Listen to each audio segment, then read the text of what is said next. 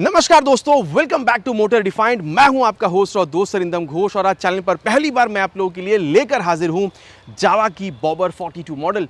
Title thumbnail से आप लोगों ने बिल्कुल समझ लिया है। वीडियो के दौरान मैं आप लोगों के साथ इस बाइक की एक डिटेल राइड रिव्यू शेयर करूंगा, लेकिन सिर्फ राइड एक्सपीरियंस ही नहीं, बाइक में मिलने वाली features, specification, mileage, price, everything यहां पर इन डिटेल डिस्कशन करेंगे। साथ ही इसकी जो सिबलिंग है पेराक, उससे कितनी डिफरेंट है वो भी मैं आप लोगों को बताऊंगा और इसकी जो कॉम्पिटिशन है मार्केट में उसके साथ भी इसकी कंपेरिजन करेंगे, ताकि समझ में आप लोगों को वीडियो के एंड तक ये आ सके कि अगर आप एक रेट्रो, क्लासिक, मॉडर्न टच के साथ एक सिंगल सीटर बाइक अगर आप खरीदना चाहते थे तो ये जो जावा बॉबर 42 मॉडल है आप लोगों के लिए खरीदना कितना सही हो सकता है।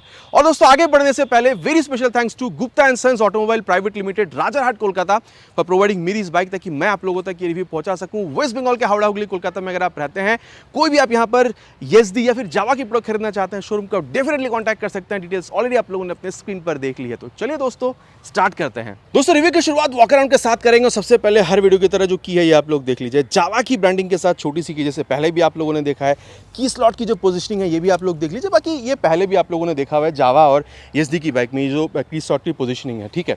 और कलर के बारे में अगर बात करी जाए, टोटल 5 कलर आप लोगों को मिलेगा। काफ़ी अट्रैक्टिव सी कलर मैं आप लोगों के लिए लेकर आया हूँ। बाकी इत्तेफाक से ये यहाँ पर as a test ride vehicle भी अवेलेबल थी। इसको आप यहाँ पर ब्लैक मिरर या फिर अब इसको ब्लैक क्रोम कलर कह सकते हैं। 5 टोटल कलर मिलता है। इस कलर की भी 360 रिव्यू आप लोगों को through out the walk around बिल्कुल समझ में आ जाएगा। और भी जो 4 कलर है वो भी आप लोगों ने स्क्रीन पर अभी देख लिया। आपको कौन सा कलर सबसे ज़्यादा पसंद आएगी नीचे प्लीज़ कमेंट पर लिखकर बताना नहीं भूलिएगा। बाकी जहाँ तक बात है इसकी प्राइस की, तो इसकी बेस मॉडल आप लोगों को 2.5 लाख से थोड़ा कम में भी मिलेगा। अगर आप लोग यहाँ पर टॉप मॉडल में आते हैं जहाँ पर मेन आप लोगों को चेंज कलर में दिखता है, तो आप लोगों को 2.5 लाख से थोड़ा ज़्यादा भी पे करना होगा। एग्जैक्ट कितनी प्राइस है इसके बारे में बात करेंगे, लेकिन उससे पहले समझ लेते हैं कि ओवरऑल चीज़ें कंपनी यहाँ पर ऑफर क्या क्या करती है। सबसे पहले अगर मैं आप लोगों को यहाँ पर इसकी हेडलैम्प के बारे में बताऊँ तो ऑलरेडी हेडलैम्प का सेटअप मिलेगा, जहाँ पर ये 42 की जो ब्रांडिंग है ये आपको मिलेगा। यहाँ पर आप लोग की एलईडी चलता हुआ दिख रहा है। बाकी इग्निशन को ऑन करते हैं पहले, इसके बाद बात करते हैं। जैसे आप लोग इग्निशन को यहाँ पर ऑन कर रहे हैं, हाई बीम, लो बीम, पास लाइट के लिए स्विच आप लोगों को मिल रहा है। हाई बीम, लो बीम और पास लाइट आप लोग यहाँ पर कुछ इस तरीके से ऑपरेट भी कर सकते हैं।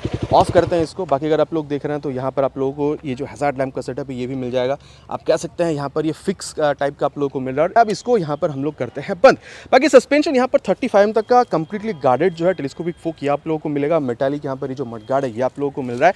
100/90 सेक्शन तक का टायर जो है ये आप लोगों को मिल जाएगा with 18 inches of diamond cut alloy wheel, जहाँ पर ये बॉबर 42, क्लासिक, लेजेंड, ये सारी ब्रांडिंग जो है ये आप लोगों को मिलेगा। फ्रंट हो या फिर रियर टायर दोनों में आप लोगों को जो एबीएस का सेटअप है ये भी आप लोगों को बिल्कुल मिलेगा। बाकी 280 mm तक का यहाँ पर ये जो ब्रेक डिस्क का सेटअप है विद दिस बाइब्रेक कैलिपर ये भी आपको मिल रहा है। पेराक में अगर आप लोग देख रहे हैं, ब्रेक, सस्पेंशन, टायर आप लोग को ऑलमोस्ट सिमिलर ही मिलेगा, ठीक है। अगर आप लोग यहाँ पर कंपेयर कर रहे हैं विद इसकी एक और सिबलिंग आप कह सकते हैं, अभी लॉन्च हुई थी येज़दी रोड से, तो वहाँ पर आप लोगों को ब्रेक डिस्क हल्की सी बड़ी मिलेगी। और सेम चीज़ मैं कहूँगा यहाँ पर क्लासिक 350 के लिए भी, वहाँ पर भी ब्रेक डिस्क सामने की आपको हल्की सी बड़ी मिल सकती है।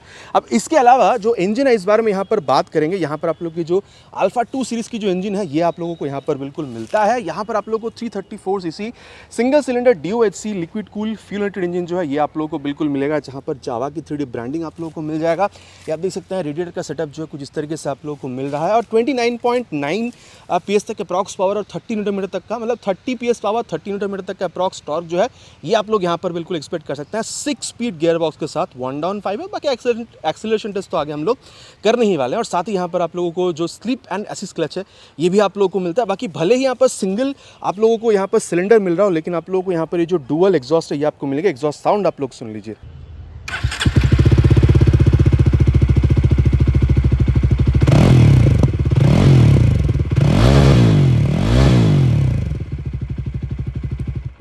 कैसा लगा साउंड नीचे कमेंट में लिखकर बिल्कुल बताइएगा।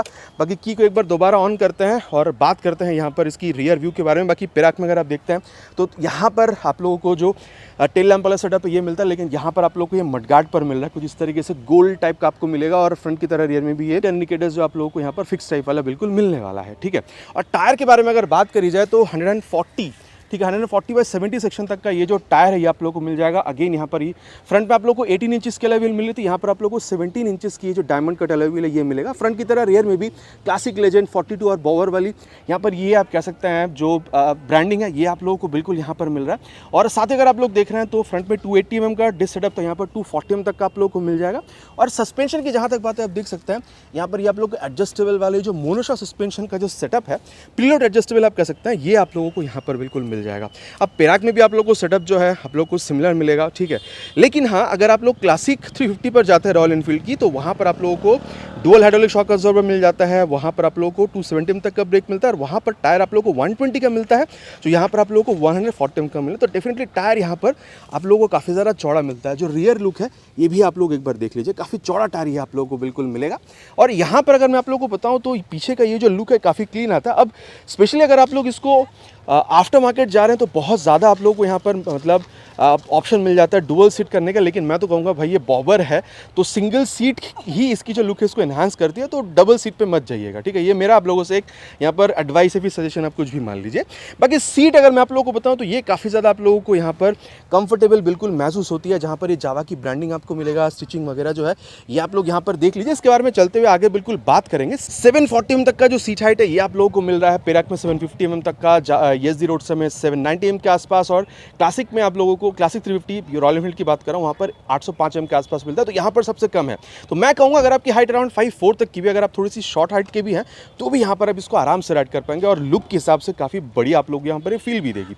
और मैं ऑलरेडी कह चुका हूँ कि इसकी जो कुशनिंग वगैरह आगे इसके बारे में चलते हुए बात करेंगे। बाकी यहाँ पर टैंक जो आप देख रहे हैं यहाँ पर करीबन 12.5 लीटर के आसपास जो है ये आप लोगों को यहाँ पर मिलता है। बाकी अगर आप लोग यहाँ पर पेराक में जाते हैं तो 13.2 लीटर्स के आसपास मिलता है, तो वहाँ पर हल्की सी ज़्यादा है। यहाँ पर मैं आप लोगों को बता दूँ बॉबर की स्टिकरिंग आपको मिल जाएगा, जावा का ये जो 3D ब्रांडिंग है ये आप लोगों को मिल रहा है, पैड वगैरह मिलेगा जहाँ पर अगेन जावा की जो ब्रांडिंग है ये आप लोगों को मिल रहा है, और माइलेज आप 30 से 35 के बीच में यहाँ पर बिल्कुल एक्सपेक्ट कर सकते हैं, ठीक है। और वहीं अगर मैं आप लोगों को ग्राउंड क्लियरेंस के बारे में बताऊँ तो अप्रॉक्स यहाँ पर आप लोगों को 150-55 mm तक का आप लोगों को मिल जाएगा, और वेट 185 किलोग्राम का है, पेराक में 187 है।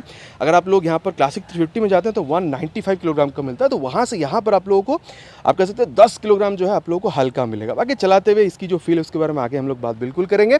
बाकी अगर हैंडल बार के बारे में बात करी जाए तो आप देख सकते हैं काफ़ी ज़्यादा चौड़ा आपको मिलेगा, सिटिंग पोजीशन कैसी है चलते हुए बात इसके बारे में बिल्कुल करेंगे। लेकिन हाँ, अगर आप देख रहे हैं तो यहाँ पर USB हो या फिर C टाइप ये जो मोबाइल चार्जिंग पोर्ट है, if I am not wrong पेराक में जो है ये चीज़ आप लोगों को मिलता नहीं है, ये चीज़ आप लोगों को यहाँ पर बिल्कुल मिलेगा। आप देख सकते हैं हाई बीम लो बीम पास लाइट यहाँ पर ये आप लोग को स्विच मिल रहा है, यहाँ पर डिजिटल है टॉगल करने के लिए, यहाँ पर मोड सेट और अप डाउन का जो बटन है ये मिल रहा है, टर्न सिग्नल और हॉर्न काफ़ी लाउड आप कह सकते हैं, किल स्विच आप लोगों को मिल रहा है, हज़ार्ड लैंप का स्विच है, और नीचे इंजन ऑन करने का स्विच, बाकी एग्जॉस्ट साउंड जो है वो भी मैंने आप लोगों को यहाँ पर सुना दी है। और अब मैं आप लोगों को यहाँ पर इसकी जो मीटर कंसोल एक बार ऑफ करके अगर ऑन कर बताऊँ तो आप देख सकते हैं हाई लिख रही है कुछ इस तरीके से, यहाँ पर जो ये आप कह सकते हैं एनिमेशन ये आ रही है, मतलब एक तरीके से पूरी एक बार यहाँ पर स्वाइप लेती है, और यहाँ पर आप लोग को स्पीडोमीटर, टैकोमीटर, मतलब स्पीडोमीटर, टैकोमीटर, ठीक है, ओडोमीटर, ये सारी चीज़ें आपको मिल जाएगी। आप देख सकते हैं ये ओडोमीटर मिल गया, देन आप लोग को ट्रिप भी ये मिल रहा है, और अगर आप इसको रीसेट करना चाहते हैं सेट का बटन आप लोग को मिल जाएगा।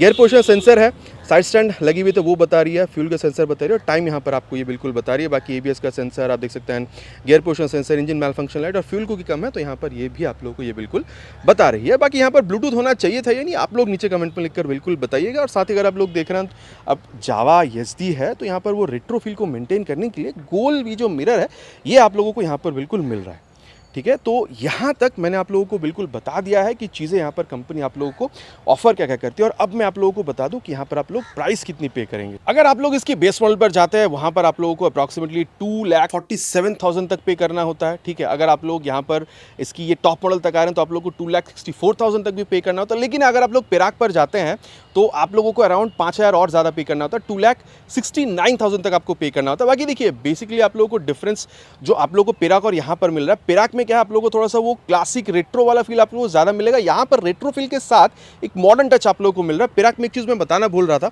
ये जो आप यहाँ पर ऑलरेडी हेडलैम्प का सेटअप देख रहे हैं वहाँ पर आप लोगों को हैलोजन का मिलता है, वहाँ पर ये जो आप मीटर कंसोल देख पा रहे हैं ये भी आप लोगों को डिफरेंट मिलता है। बाकी मैं तो कहूँगा वहाँ पर आप लोगों को थोड़ा सा वो ओल्ड स्कूल या फिर जो क्लासिक रेट्रो वाला फील आपको ज़्यादा मिलेगा, और यहाँ पर थोड़ी सी आप लोगों को मॉडर्न टच जो है ये आप लोगों को यहाँ पर ज़्यादा मिल रहा है। बाकी बहुत ज़्यादा बात कर चुके हैं कि चीज़ें हम लोग को यहाँ पर मिल के आ रहा है। चलिए अब राइड पर चलते हैं और फिर देखते हैं कि राइड एक्सपीरियंस बाइक के साथ कैसा हो सकता है। और दोस्तों अब राइड की शुरुआत करते हैं ऑफ दिस जावा बॉबर 42। बाकी सीट इसके बारे में सबसे पहले बात हो जानी चाहिए। बाकी सबसे पहले मैं स्टैंड जो उसको हटा देता हूँ। मैंने ऑलरेडी कहा है सीट हाइट यहाँ पर आप लोगों को 740 mm तक का मिल रहा है, और इसके अगर आप लोग सिबलिंग देखते हैं जैसे कि पेराक हो गई 750 mm का मिलता मिलता है। अगर आप लोग सिबलिंग देख रहे हैं इसी की ESD रोडस्टर, वहाँ पे 790 m तक का मिलता है। अगर आप लोग यहाँ पर रॉयल एनफील्ड के क्लासिक 350 पर भी जाते हैं तो वहाँ पर भी 805 m तक का आपको देखने मिलता है। तो यहाँ पर सीट हाइट आपको सबसे कम मिलेगा। और अगर मैं आप लोगों को बताऊं, यहाँ पर अगर आप शॉर्ट हाइट के भी है ना, अगर आप शॉर्ट राइडर हैं तो भी यहाँ पर आपको काफ़ी अच्छा ही महसूस होने वाला है, क्योंकि सीट हाइट यहाँ पर आपको काफ़ी कम मिलने वाला है। बाकी यहाँ पर रियर फिटेड नहीं, जैसे पिराक में हल्का सा मिलता है, लेकिन यहाँ पर फ्रंट फिटेड है। और देखिए हैंडल बार काफ़ी चौड़ी है, थोड़ी सी ऊंची भी है, तो एक कंफर्टेबल राइडर पोजीशन आपको मिला। और कहीं ना कहीं अगर आप लोग उसको लॉन्ग राइड पर भी ले जाने के लिए सोच रहे हैं ना, तो भी काफ़ी हद तक ये आपको मदद करने वाली है, जिस तरीके से ये सीट आप लोगों को यहाँ पर कंफर्ट या फिर ये जो राइडर पोजीशन मिल रहा है इस वजह से। बाकी देखिए, अगर आप चाहें तो आफ्टर मार्केट जाके यहाँ पर रियर में एक पिलियन सीट लगा सकते हैं, लेकिन उससे फिर इसकी जो बॉवर वाली जो एसेंस है ना, जो फील है, वो खत्म होती है। तो उसके बारे में आज यहाँ पर बात नहीं करेंगे, ठीक है। और चलिए, बाकी सीट इज क्वाइट कंफर्टेबल। जब आप बैठ रहे हैं तो हल्का सा दब भी रही है, काफी कंफर्टेबल सीट आपको बिल्कुल मिलता है। और ये first gear, second gear, third gear, ओ भाई साहब, फोर्थ गियर, क्या खिंच रही है यहाँ पे। मतलब पावर टॉर्क की कमी आप लोगों को यहाँ पर फील नहीं होगा। ऐसा नहीं कि जब खिंच रहा है तो आपको डर लग रहा है, ऐसा भी नहीं। लीनियर एक्सीलरेशन है तो आपको खींचने में मजा भी आएगा और आपको डर का भी यहाँ पर फील नहीं मिल रहा है, ठीक है। और अगर आप क्लच देख रहे हैं, is on the mid side, बहुत ज़्यादा सॉफ्ट नहीं और हार्ड भी नहीं है। एक बार सीपर क्लच जो है उसको टेस्ट करके देख लेते हैं। 4 से लाके 3 पे करके क्लच यहाँ पर छोड़ दिया गया था और देखिए रियर टायर जो है लॉक स्लिप कुछ भी नहीं हुआ। सामने आपके कुछ आ गए 5 स्पीड पर है। ओवरऑल स्पीड को स्लो डाउन करने के लिए अगर आप गियर डाउन करके क्लच छोड़ते हैं, फिर भी यहाँ पर आप कह सकते हैं जो रियर टायर है वो लॉक होकर स्लिप नहीं होती है। तो डेफिनेटली आपकी यहाँ पर एक सेफ्टी में यहाँ पर बिल्कुल ऐड हो जाती है। बाकी जहाँ तक बात है, आप कह सकते हैं यहाँ पर गियर की, तो चाहे आप शिफ्ट कर रहे हो या फिर डाउन शिफ्ट कर रहे हो, हल्के से एफर्ट के साथ आप या फिर डाउन शिफ्ट हो जाता है। बाकी हल्का से एफर्ट आपको देना पड़ेगा। बाकी बात यहाँ पर क्लच, गियर, स्लीपर क्लच के बारे में कर रहे हैं, तो चलिए इसकी जो एक्सेलरेशन टेस्ट है कंप्लीट करते हैं, फिर इसके बारे में आगे बात करते हैं। We'll start the test. We'll start acceleration test with 3 horns.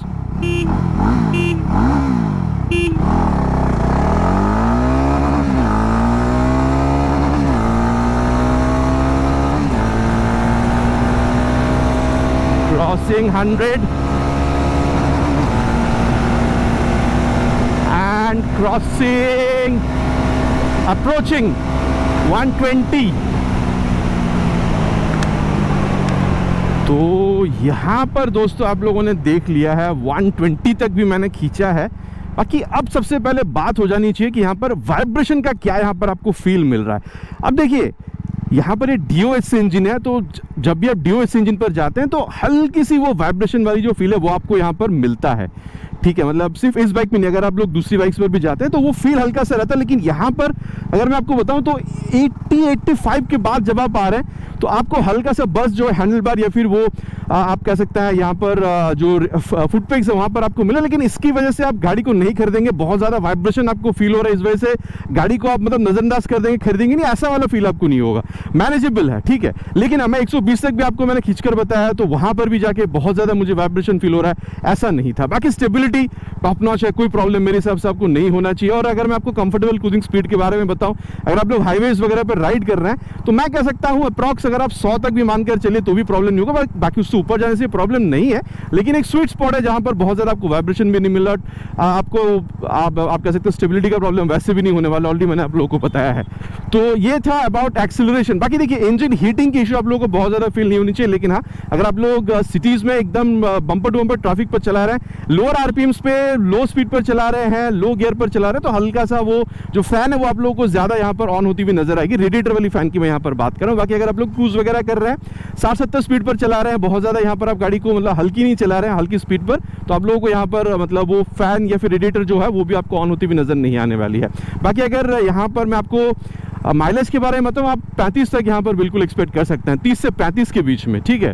बाकी दोस्तों अगर आप लोग कंपैरिजन कर रहे हैं परफॉर्मेंस की, तो पिराक और अगर आप लोग यहाँ पर ESD रोडस्टर के मुकाबले देख रहे हैं तो काफ़ी सिमिलर परफॉर्मेंस आप लोगों को महसूस हो सकता है। एक्सेलरेशन वगैरह की मैं बात कर रहा हूँ। लेकिन अगर आप लोग रॉयल एनफील्ड की क्लासिक 350 या फिर 350 सीरीज़ पर जाते हैं तो डेफिनेटली मिड रेंज परफॉर्मेंस है, फिर जो टॉप एंड परफॉर्मेंस है, टॉप स्पीड वगैरह जो यहाँ पर आप लोगों को आप कह सकते हैं बॉवर 42 में बेटर देखने को बिल्कुल मिलेगा। और दोस्तों अब जिस बारे में बात करेंगे वो है इस बाइक की ब्रेकिंग। मोटा यहाँ पर इसको पहले 60 तक खींचेंगे और ये ओहो, आपने देखा यहाँ पर देखिए प्रैक्टिकल एक्सपीरियंस, मैंने यहाँ पर सामने ये 4-5 यहाँ पर ये स्पीड ब्रेकर है, जब मैंने इसके सामने इस पे ब्रेक लगाया तो 57 के आसपास ही चली गई थी। फ्रंट पे जो 2 ATM तक का डिस्क आप लोगों को मिल रहा है, ये काफ़ी अच्छा खासा ब्रेकिंग रिस्पॉन्स जो ये आप लोगों को दे रहा है। बाकी मेरे हिसाब से अगर मैं आपको बताऊं तो जो रोडस्टर है वहाँ पर आपको 300 mm के ऊपर मिलता है, तो वो अगर मिलता है तो ये और बेहतर हो सकता था।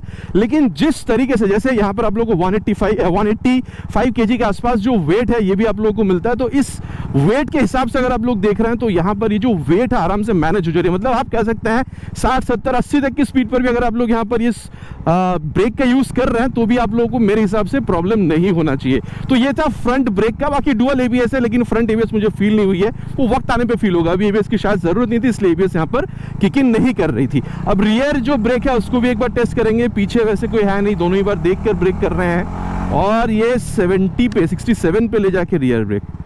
भाई ब्रेक तो यहाँ पर मुझे जबरदस्त लग रहा है। यहाँ पर रियर में 240 mm तक का ब्रेक आपको मिल रहा है। और वैसे तो मैं हर में कहता हूँ कि प्रोग्रेसिव नेचर की रियर ब्रेक पे पैर रखने से हल्का सा वो स्पीड स्लो डाउन होती है, लेकिन यहाँ पर ना स्पीड जो स्लो हो रही है वो फील आपको ज्यादा मिल रहा है। ठीक है, और एबीएस भी आपको मिल रहा है, मतलब एबीएस भी किक इन होती हुई नजर आ रही है, जो फ्रंट पे आप लोगों को किक इन होते हुए नजर नहीं आ रही थी। ठीक है, तो ये था रियर ब्रेक के बारे में, जिसकी जो फील है, जो बाइट है, वो आप लोगों को ज्यादा यहाँ पर फील हो रहा है। और रियर के संग संग बाद एक बार देख लेते हैं, पीछे वैसे कोई है नहीं। और ये देखिए 69 पे ले जाके रियर विद फ्रंट। भाई ब्रेक यहाँ पर आपको जबरदस्त मिल रहा है, इतना मैं बिल्कुल कह सकता हूँ। बाकी हाँ, अगर फ्रंट पे 320 का मिलता तो और बेहतर होता था, लेकिन अभी भी जो आपको मिल रहा है उससे काफ़ी बढ़िया आप लोगों को एक ओवरऑल ब्रेकिंग रिस्पॉन्स जो है ये आप लोगों को बिल्कुल समझ में आ सकता है। और अब अगर मैं आप लोगों को सस्पेंशन के बारे में बताऊं तो देखिए, मेरे हिसाब से अगर मैं आपको बताऊं तो ये मिड साइड से लेके थोड़ी सी स्टिफर साइड पर है। ठीक है, तो देखिए इस तरीके से अगर आप लोग मतलब अच्छे रास्तों पर, पक्के रास्तों पर राइड कर रहे हैं, ठीक है, मैं कहूँगा अगर आप लोग हाई स्पीड देख रहे हैं, टॉप स्पीड देख रहे हैं, छोटा मोटा कॉर्नरिंग भी अगर आप लोग कर रहे हैं तो भी आप लोग आराम से कर सकते हैं। मेरे हिसाब से प्रॉब्लम नहीं होगा। कॉर्नरिंग की मैं बहुत ज़्यादा बात नहीं करूँगा, इसलिए मैं छोटा मोटा कॉर्नरिंग कह रहा हूँ। और जब आप गड्ढों पर जा रहे इस तरीके से, जैसे मैं बम को यहाँ पर क्रॉस कर रहा हूँ, तो देखिए मुझे ऐसा नहीं लग रहा है कि बहुत ज़्यादा झटका यहाँ पर दे, लेकिन डेफिनेटली थोड़ा बहुत गड्ढा ये एब्जॉर्ब कर सकती है। ठीक है, लेकिन जब आप ज़्यादा गड्ढों पर जाएंगे तब आपको झटका मिलेगा। छोटे मोटे गड्ढों पर आप आराम से चले जाएंगे, आपको बहुत ज़्यादा झटका कोई कंधा या फिर कमर पे फील नहीं करना होगा। बाकी दोस्तों ओवरऑल फील के बारे में अगर बात करी जाए तो मैं आप लोगों से ये बिल्कुल कह सकता हूँ कि रियर व्यू मेरा काफ़ी अच्छा खासा रियर व्यू बिल्कुल दे रही है। स्पीडोडो, टैको, गियर पोजिशन सेंसर सब कुछ आप लोगों को मिल जाता है। और देखिए जिस तरीके से आप बैठ रहे हैं, काफ़ी कंफर्टेबल राइडर पोजीशन आपको मिले। ऑलमोस्ट आप अपराइट बैठ रहे हैं, हैंडल बार चौड़ी है, थोड़ी सी ऊंची है। तो मैं कहूँगा देखिए आप city ride, daily commute, fun rides, weekend rides कर रहे हैं, बहुत सही बात है, आप कर ही सकते हैं। बाकी माइलेज भी अच्छी खासी मिल जाती है 30-35 kmpl तक का। लेकिन कभी अगर आपका मन बन गया 100-200-300 किलोमीटर आप लोगों को राइड करना है, ठीक है, तो जिस तरीके से आपको यहाँ पर एक कंफर्ट देती है, एक्सेलरेशन दे रही है, ब्रेकिंग दे रही है, सिटिंग कंफर्ट दे रही है, राइडर पोजीशन जो कंफर्ट के साथ आप लोग को यहाँ पर बाइक ऑफर करती है, मेरे ख्याल से हल्का फुल्का राइड, लॉन्ग राइड पर भी अगर आप लोग निकल जाना चाहें तो आप निकल सकते हैं। आप लोगों को प्रॉब्लम मेरे हिसाब से नहीं होना चाहिए। बाकी ब्रेकिंग भी यहाँ पर आप लोगों को लाजवाब मिलेगा, इतने मैं आप लोगों से बिल्कुल कह सकता हूँ। बाकी देखिए बाइक में आप लोगों को चीज़ क्या ऑफर हो रही है, कंपनी यहाँ पर आप लोगों को क्या प्रोवाइड करा रही है, ठीक है, राइड एक्सपीरियंस, इसकी जो कंपटीशन है या फिर इसकी जो सिबलिंग है उसके मुकाबले बाइक कहाँ स्टैंड करती है, क्या क्या आप लोगों को चीज़ें कंपनी ऑफर करे, सब कुछ मैंने आप लोगों को यहाँ पर बता दिया है। अब चलिए चलते हैं यहाँ पर इसकी कंक्लूजन पर, फिर वहाँ जाकर बात करेंगे कि फिर यहाँ पर ये बाइक अगर आप सिंगल सीटर, ये बॉबर, इस तरीके से अगर आप एक बाइक खरीदने का प्लान बना रहे थे बॉबर स्टाइल वाला, तो ये बाइक खरीदना आप लोगों के लिए कितना सही हो सकता है। और दोस्तों अब सत्यवचन की घड़ी कंक्लूजन का समय है कि फिर यहाँ पर ये जावा की बॉबर 42 खरीदना कितना सही हो सकता है। पेराक के मुकाबले एक बार मैं आप लोगों को दोबारा समराइज कर देता हूँ। पेराक थोड़ी सी ओल्ड स्कूल या फिर आप थोड़ी सी रेट्रो क्लासिक वाला फील आपको ज़्यादा देगी, हैलोजन लाइट मिलेगा। यहाँ पर आप लोगों को जो कॉन्सोल है उसके मुकाबले थोड़ा सा बेहतर मिल रहा है और प्राइस वहाँ पर 4 से 5 हज़ार रुपये आप इसके मुकाबले ज़्यादा पे करेंगे। ऑलरेडी मैंने आप लोगों को वॉक अराउंड के दौरान बताया था। अब अगर आप लोग यहाँ पर एसडी रोडस्टर के मुकाबले देख रहे हैं तो भाई वहाँ पर देखिए वो डबल सीट के साथ आती है, ठीक है, और वहाँ पर वो सिंगल सीट के साथ जा सकते हैं, लेकिन डबल सीट ही उसका मेन पर्पस आप कह सकते हैं। लेकिन हाँ, वहाँ पर अगेन आप लोग 10 से 12 हज़ार रुपये आप लोग कम ही पे करेंगे इस बाइक के मुकाबले। तो यहाँ पर आप थोड़ी सी प्राइस ज़्यादा पे कर रहे हैं। ऑलमोस्ट सिमिलर आप लोगों को जो आप कह सकते हैं परफॉर्मेंस वगैरह है, ये चीज़ आप लोगों को बिल्कुल मिलेगा। और वहीं अगर आप लोग क्लासिक 350 के मुकाबले देख रहे हैं रॉयल एनफील्ड, वहाँ पर भी वो डबल सीट के साथ ही आती है, सिंगल सीट भी आप बना सकते हैं। वहाँ पर भी आप लोग 2,54,000 के आसपास पे करते हैं। अगर आप लोग टॉप मॉडल पर भी जाते हैं तो वहाँ से यहाँ पर अगेन आप लोग करीबन 10 हज़ार रुपये ज़्यादा पे कर रहे हैं। तो ये हो गया कि कंपटीशन के मुकाबले अगर आप लोग देख रहे हैं तो प्राइस का यहाँ पर क्या मामला है, लेकिन देखिए मैं आप लोगों को इतना कह सकता हूँ कि अगर आप एक सिंगल सीटर वाला एक बाइक ढूंढ रहे थे बॉबर टाइप का मेनली, ठीक है, जहाँ पर आप चाह रहे थे कि थोड़ी सी रेट्रो, थोड़ी सी मॉडर्न, थोड़ा सा एक वो लुक आप लोगों को चाहिए, जहाँ पर अगर आपकी हाइट थोड़ी शॉर्ट भी है तो भी आप ऐसा बाइक चाह रहे हैं तो आपको थोड़ी सी कंफर्टेबल राइड दे सकती है, एक्सेलरेशन अच्छा होना चाहिए, ब्रेकिंग तगड़ी आपको मिलनी चाहिए, ठीक है, और साथ ही अगर आपको बजट अलाउ कर रही है 2,50,60 के आसपास जाने के लिए, मेरे ख्याल से आप लोगों के लिए यहाँ पर ये जो जावा की ये बॉबर 42 मॉडल है, ये आप लोगों के लिए एक बहुत बेहतरीन बाइक रह सकती है, स्पेशली अगर आपकी हाइट थोड़ी सी छोटी है और आप एक रेट्रो टच के साथ एक कंफर्टेबल बाइक ढूंढ रहे थे। बाकी अब आप लोगों को क्या लगता है, आप इस बाइक को खरीदेंगे या फिर कंपटीशन में और जो बाइक मैंने बताया, या फिर आप पेराग भी खरीदना चाहेंगे 4-5 हज़ार रुपये ज़्यादा भी डालकर, नीचे कमेंट पर बताना प्लीज़ नहीं भूलिएगा, इट्स माय रिक्वेस्ट। आशा करता हूँ वीडियो आप लोगों को पसंद आई होगी, अगर पसंद आई है तो प्लीज़ वीडियो में एक लाइक कर दीजिएगा, चैनल पर अगर आप पहली बार आ रहे हैं तो प्लीज़ सब्सक्राइब करिएगा, अगर वीडियो आपको पसंद आई, आप लोग सब्सक्राइब नहीं करते, it's my request, please subscribe करिएगा। बहुत जल्द मिलेंगे आप लोगों को चैनल पर इसी तरीके से एक नया वीडियो में बाइक का स्कूटर के साथ। Till then ride safe and जय हिंद।